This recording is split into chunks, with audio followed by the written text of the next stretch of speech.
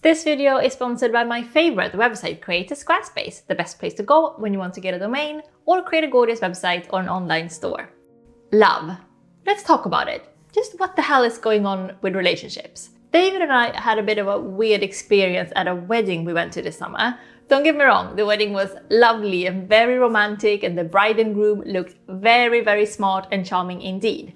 But one thing that stood out to us, both in the wedding vows and in more or less every single speech at dinner, because there were a lot of speeches, and this was like the one thing that people complimented the couple on, like namely their impressive ability to make sure that they stayed individuals after so many years as a couple, that they kept like their own individual lives, their own friends, their own hobbies, that they had like in no sense grown into each other and become like one entity, that they were still very much two different people who just like happened to be in a loving relationship together. Dave and I were sitting across from each other during dinner, and every time one speaker would mention like the words individuals, like not becoming one, like staying their own person, keeping their own lives, and like spending time apart, David and I would like wince a little bit and look at each other and like raise an eyebrow and go like, oh, apparently our type of like completely symbiotic, grown together, sharing one life, like becoming one entity type of relationship is highly frowned upon in this company, like at this wedding. And according to all these speech makers, we were just like simply doing it wrong. And yet I could tell from like the tiny smile playing in the corner of David's mouth that he wasn't like having any of it. He like couldn't care less about the wonderful aspects of a relationship where you stay two strong, independent individuals. And looking across the table at David, smiling at me with his eyebrows raised, dare I say, maybe I have like never been more in love than in that moment. Okay, granted, this was a wedding, so love was in the air and all that, but still, I felt that like they were all wrong. Like not when saying that an independent, individualistic relationship is great, but in saying that the opposite, like a dependent, symbiotic, sharing everything type of relationship is wrong. Because that night, arriving with David, like seeing him across the room talking to someone and like glancing around looking for me, and then like dancing sillily for hours, then going to like a 24-hour burger place and like buying every single vegan thing on the menu, and then like eating until bursting and falling asleep in front of a film. Basically being two people stuck at the hip together. I get this like giddy, surreal feeling that not only am I in a relationship that's grown this close, but that the relationship consists of two people who want nothing else.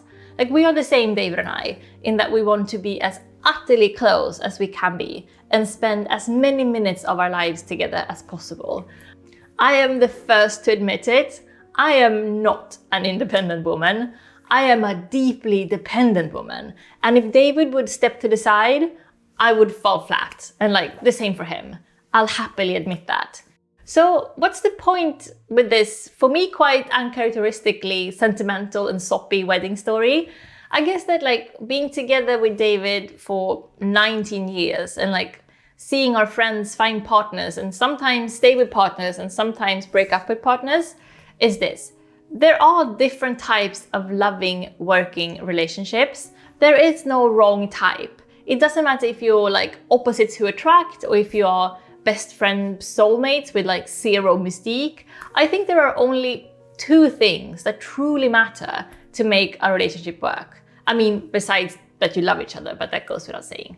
So the first of the two things, that you want the same type of relationship, and like that's the point of the wedding story. Our friends, the bride and the groom, they are utterly at ease and happy because they are both allowed to nurture and enjoy a strong life and a lot of time outside of the relationship.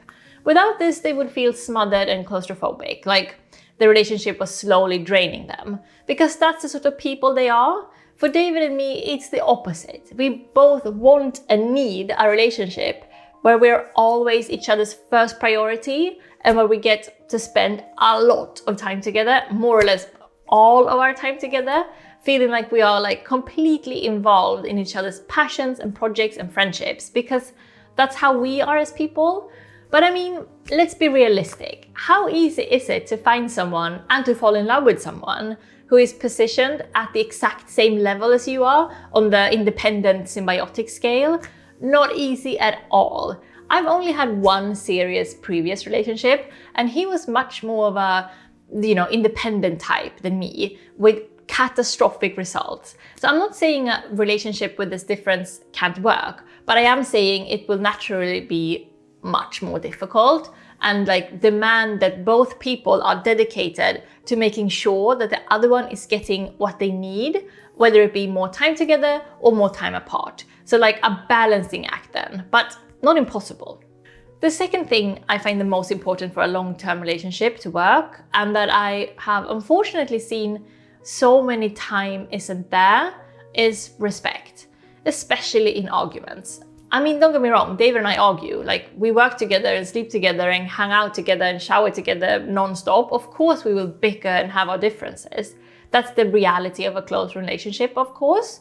But one thing over these more than 18 years together is that no matter how bad an argument gets, we never cross the line into disrespect.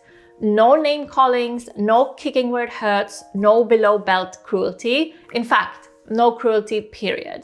We are not mean to each other, even when we are furious with how stupid and irritating the other person is being. It might sound like a small thing, but I think staying on this side of the line and never going into disrespect or meanness is a make or break factor to a healthy relationship.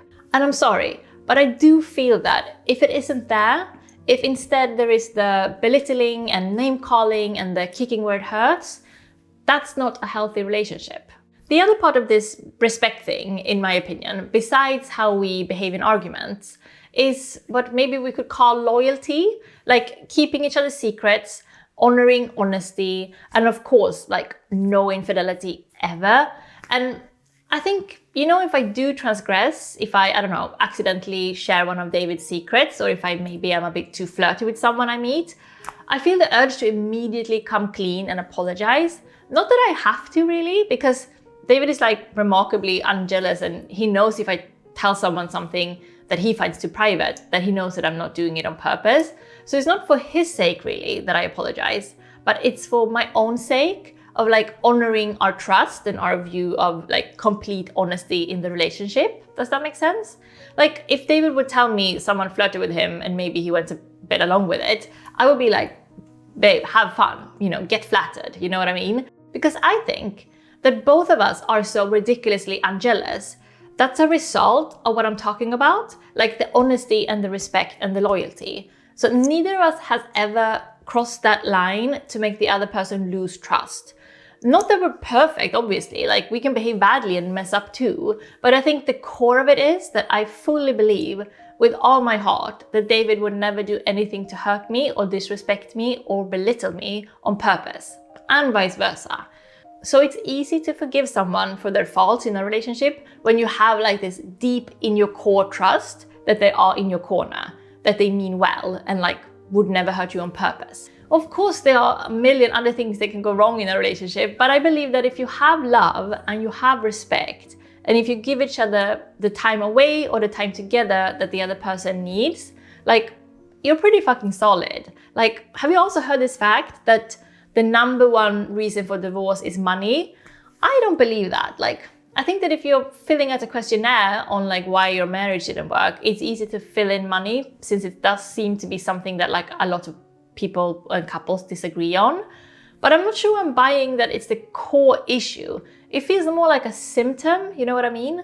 I think most of those kind of disagreements and differences can be solved through compromise. If you do have that respect for each other, that you truly care about what your partner wants and needs in life.